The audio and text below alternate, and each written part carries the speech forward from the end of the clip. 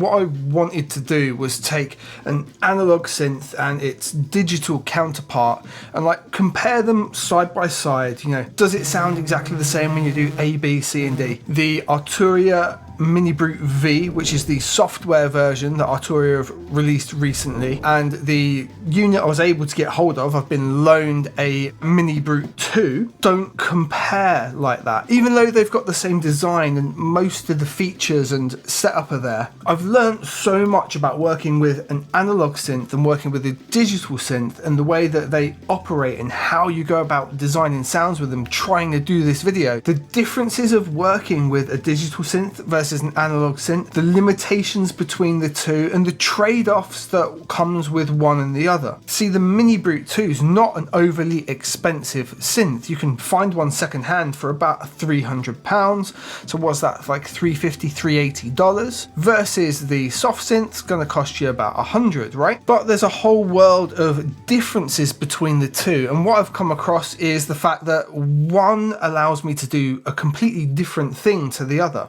But as you can see, we've got the MiniBrute 2 set up in front of us here with cool sound built in. And we've also got the MiniBrute 5 or V, whatever you want to call it, plugin set up as well. So what I've done here is I've built two patches in a kind of similar fashion and similar sound, but they're drastically different settings and balance wise, and that's because of the way that they are set out and the way that I have to build them in. That is how it ends up coming out effectively, right? You know, there's some key differences, like we've got the patch bay over here that has to be set up to some degree even for you to get some kind of amenable sound out. Now you can take everything out, make sure you've got it on gate and once up here to get single key presses, but then you're kind of restricted to just an attack and decay. So if you want the ADSR, you need to route that in. And then on the Mini V, none of that routing is actually available to you. Even if you open up the settings, you have a whole set of MIDI controls you can utilize, but you can't do that same kind of internal routing. There is a little factor that you can do that if you pop this open here, you'll notice that I've crunched the wave up to the far right. I've cranked the feedback all the way up as well in the little hidden panel here. And the reason that I've done that is that was giving me a similar kind of performance and sound as this guy right here. So I've done a bass line and chopped it into different parts here, so we go from one to the other. We start with V and then we go on to the 2.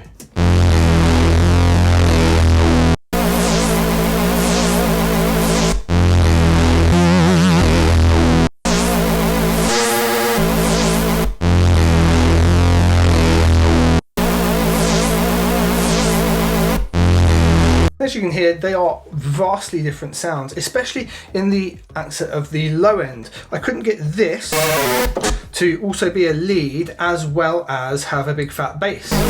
And part of the reason for that is, well, the V has got a whole stack of effects built into it as well. And running it into this distortion here, and that's giving us a lot of that juice for sure. For example, take it off.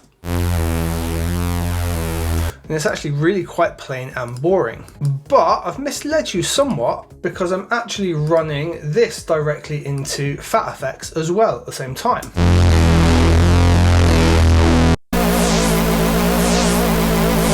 And I've cheated with a little bit of chroma reverb as well, because actually it sounds like this without it. Which arguably is a much more interesting sound right out of the packet than the V gives us when there's no effects involved, right?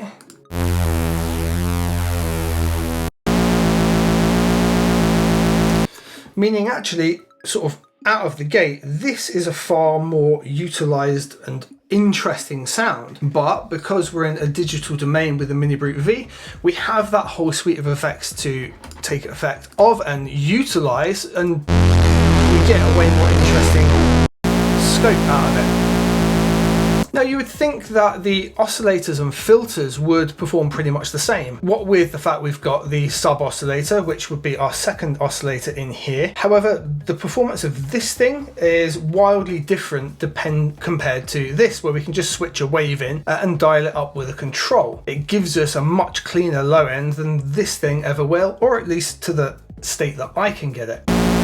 And when I was saying about getting this to do the same thing twice, let me show you how finicky this is. I'm going to just play this loop over.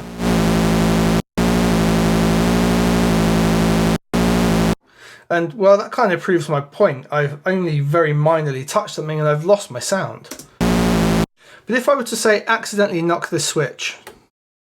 Alright, now it's completely off kilter. Let's bring it back. And it isn't what it once was. If I touch tune just ever so slightly, it's drastically different. Bringing it back is also incredibly difficult. We take FM all the way back down, let's dial it back in. And that's roughly what I had before I distorted it and cranked FM up.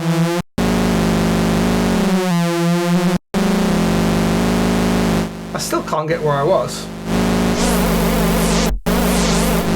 Now I've now got a completely different tone, despite the fact that I've seemingly not really adjusted anything.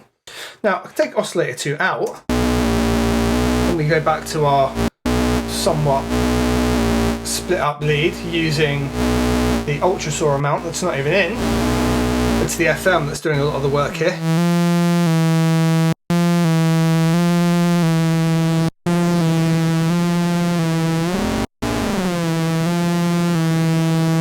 If we bring oscillator 2 back up. Wait, hang on, we've now got a completely different sound. Let's crank the FM back up.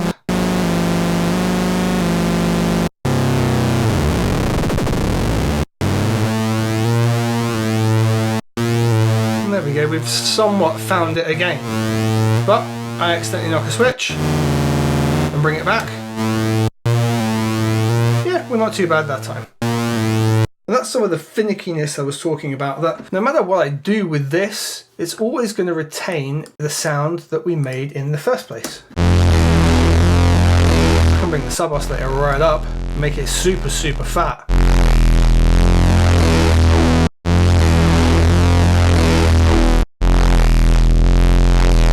I've only got square or sine here.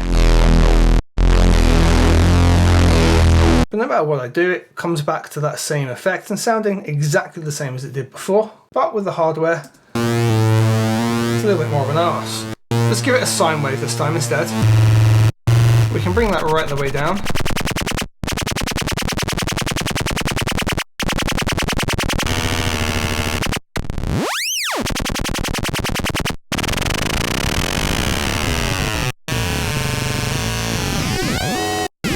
Now we're completely lost. So now I've switched it back to the saw wave, but I can't find that sound we had previously at all. Bring oscillator 2 back in, and we're facing that same issue.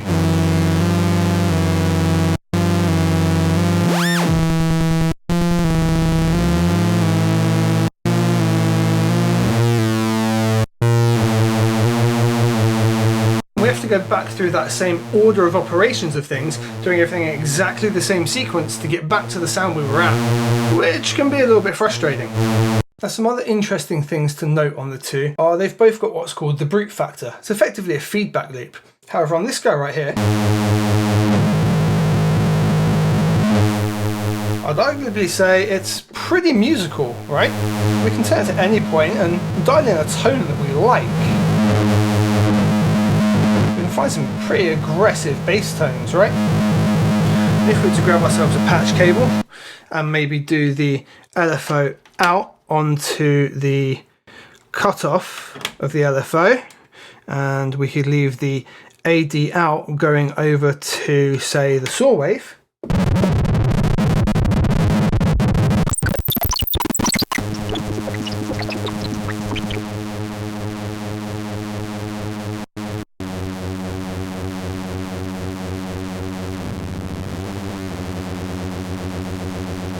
We can make some pretty sick tones.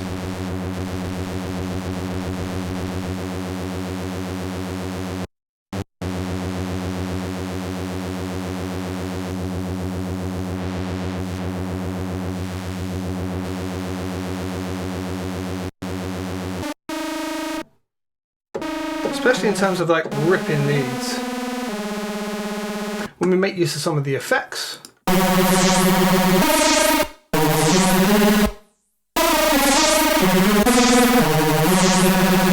I found this a pretty fun way to design sounds overall, especially lead sounds. And I'll go over how I've been capturing those and making them into presets in just a sec. However, on here, well, Brute Factor just kind of turns into a low distorted mess most of the times. Anything beyond sort of like the 30% range. Even if we take the sub oscillator out, so with less of an intense feedback loop, that's where we can start getting those more interesting sounds. So the sub oscillator is making a much larger difference here. Take the effects off.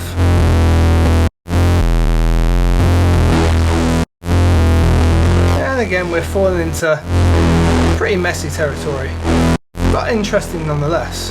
But it's interesting to me that the two have the same thing effectively, but for some reason they perform in a completely different way, despite them kind of being an emulation of the same thing. Don't get me wrong, both sound incredible, but in completely different ways. Let's quickly go over how we've been making this guy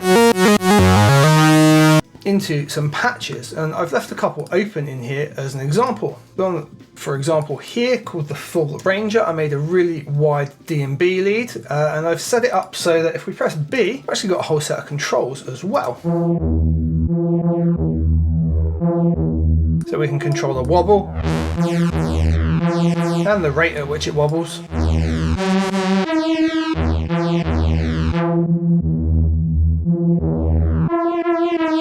Which is kind of nice. The speed at which it glides between different notes. This is called space, giving it some top end movement like so. Agony and pain are distortion controls.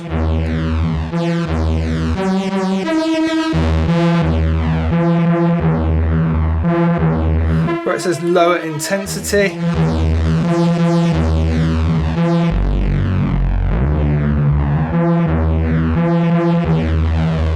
Adjust the stereo field there. Distortion type, be on soft at the minute, but we can push it a little harder if we like. And then pattern lets us do really fun stuff like this.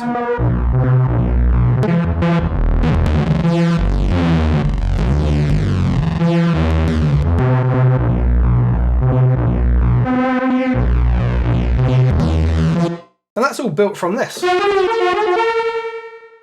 And the way that I've done that initially is to take the patch up here, and in Logic we're using something called the auto sampler, so we'll make sure there's no effects on. And let's sample this new lead we just made.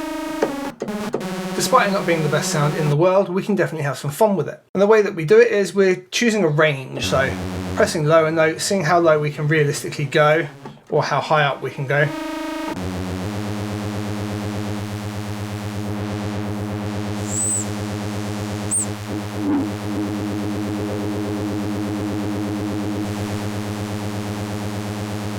And we can select our range like so. In this case, we'll probably stop at like C1 because it's more of a leady sound. We want to sustain about 5 seconds, so 5 seconds of each note. That's going to be enough for us. We don't need any velocity layers because, well, it's the same regardless of velocity in terms of this performance. Auto loop, we're going to do search with a crossfade, so it's going to find a loop within those 5 seconds for us using some 0 crossings. And I've done round robin of 2 because each time we press a note, it comes out slightly different, and that is what lets us do that spread and make it really, really interesting. So what we do here, we can just hit sample, and this will now automatically sample this into there for us, and I'll show you that afterwards. So once we press it, we're going to call it example lead, and I call it Anna because it's coming from analog and it saves into my folder. And now we're going to start that process. And we'll return once that's finished. So once that process has finished, we can open up a new sampler, multi-sample here. Boom. Right, we'll stick that down the bottom. And that will be in the folder we designated as it went in. So Warrior Sound, and we called it example lead Anna, and there it is, right? And we'll just bring this MIDI down here so we've got something to play with. Sounds like a horrendous mess currently, doesn't it? We need to adjust a couple of changes to go with how it was made. So the very first thing that I tend to do is on the synth section here, we're going to go details, poly mode, no. We either go mono or legato because, well, that's how the synth sounds were designed, because it is a mono synth at the end of the day. So put it on legato, we can get some nice sweeping sounds right there. Now remember we did round robin of 2. This is kind of fun when we go and do 2 voices and have it in legato, because now we can get, oh, almost no difference, right? How strange. Random detune. Let's give it a tiny little detune between the 2 voices. And we can take our polyphony all the way down to like 1. Now we got an interesting lead sound, right?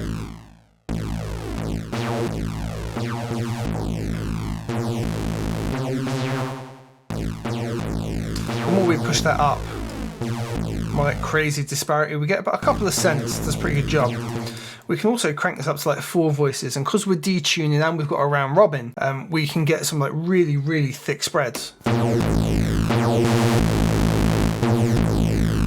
This is still with no effects currently. All we've done is change legato, put our polyphony down, unison of 4 voices, and detune by 4 cents. Super, super good, right? Now another one, if you go into filter and we go down to other filters, if we do the 6 dB creamy, leave the cutoff all the way up and just give it like 2% or so on the filters drive, that really stacks it up as well, really nicely. One thing you do got to be wary of when you're doing the detunes like we did though, is that it can do some kind of pretty wacky things if it's on to mono at any stage. So just pop this on it, whack it into mono, just check it's still working like that, and it seems to be fine, right?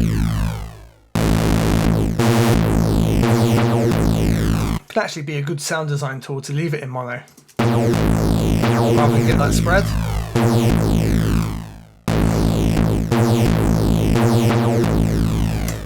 Now we've got our envelope, we can have way more fun with that as well.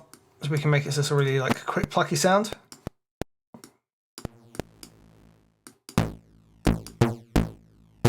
If we so desired. Use our MIDI effect, for example, bash an arpeggiator on it.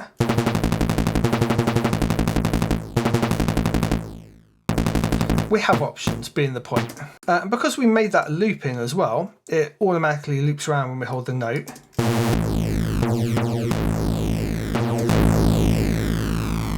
We can give it a really long release and it automatically trails off well over the 5 seconds that we recorded if we want that to happen as well. Or stop it dead, however we want it to go. But from there, that would pretty much be it. Now to dial in all the controls, well, that's going to be a whole separate video, but I'll show you how we make one of these patches, and you'll be able to download some of the others from Warrior Sound as well by the time I make that video. So we can do things like just have the immediate patterns and things that switch on as we go, but that's now actually a pretty good lead.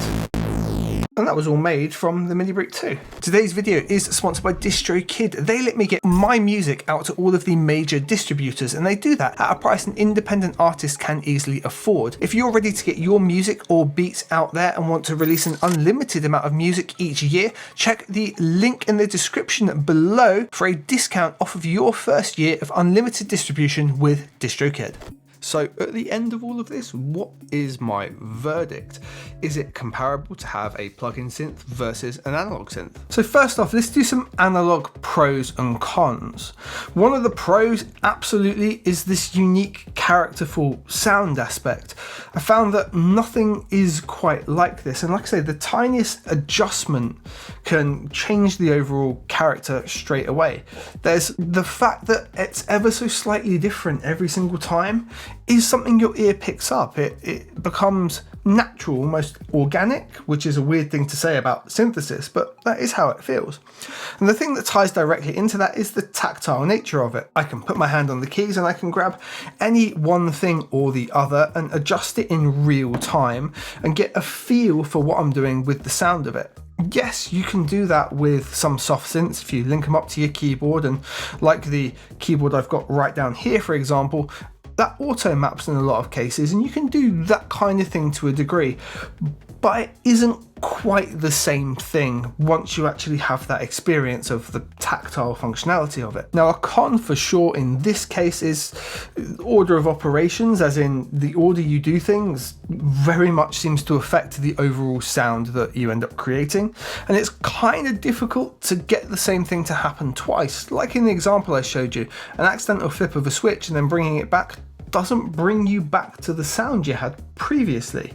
And that can be a little frustrating. There's obviously the cost factor as well. Yeah, it's about yes, there's obviously the cost factor as well. In this instance, it's not massive, about 3 times the cost of a soft synth, but you can only use it one at a time. A soft synth, you can have as many running as the computer will allow. It takes up physical space. It's not on the desk, for example, right now. I've been mounting it here, but I'd need to find somewhere to mount it and hang it up if it wasn't a loaner unit. And then there's the maintenance aspect as well. I imagine this guy needs a little TLC. None of those things are necessarily a worry with the digital. So the pros and cons of the software, well, obviously we've covered cost. That's a big aspect of it. And then the repeatability. You're not limited to just using that one unit at any time. You can run as many as a computer will allow you to. Software also offers a whole heap of versatility in that we looked at the Mini V here. It has a whole effects suite built into it, so we can shape the sound and create a lot more with it than we can with the analog synth, which we need to then run into further effects after recording and processing. There's just more work involved. The versatility and quick nature isn't there, but the trade-off for the sound kind of is. And as incredible as the Mini V is, and I think it is a fantastic sounding synth, and many other synths now are absolutely stellar and create sounds that you probably can't get out of analog, there's just that charm factor that comes out of working with circuitry. Another couple of cons are, well, it is computer dependent. The MiniBrute here, if I wanted to dial a sound in, I can just plug some headphones in the back, plug it in, and I'm ready to roll. I can't do anything else beyond that, and if I touch anything on it, I can't recall that particular patch that I've made. In this instance, there are analog synths out there that will allow you to do that. So there's that aspect. But if you want to take something out and play live, for example, you need to bring a computer and an audio interface and something to dial in and tweak and set up your VST synth. So there's that aspect to things as well. And one issue that's been discussed quite heavily on this channel recently is people struggling with latency when trying to play live because they've got a particular plugin in their track that's causing latency, which causes you to play off time, or you can't play in with everything else. That's a potential issue that sometimes rises, and there will always be some degree of latency, whereas an analog synth is immediate. It happens the second you press. It's as fast as the electricity can travel through the circuitry. So let's set up now in the DAW and we'll have a look at them side by side and have a look at how they work differently and the different kind of sounds that end up coming out of them. And I'll show you a little something I've been doing with the auto sampler to turn the patches I've been making on the MiniBrute into patches I can then use in Logic and apply further effects and definitely some unison, because there's a limitation. Polyphony and unison is a lot harder to have in an analog synth like this. It's basically a mono voice. But because it never creates the same sound twice, we can sample it twice, pan it left and right, and get a pretty cool result.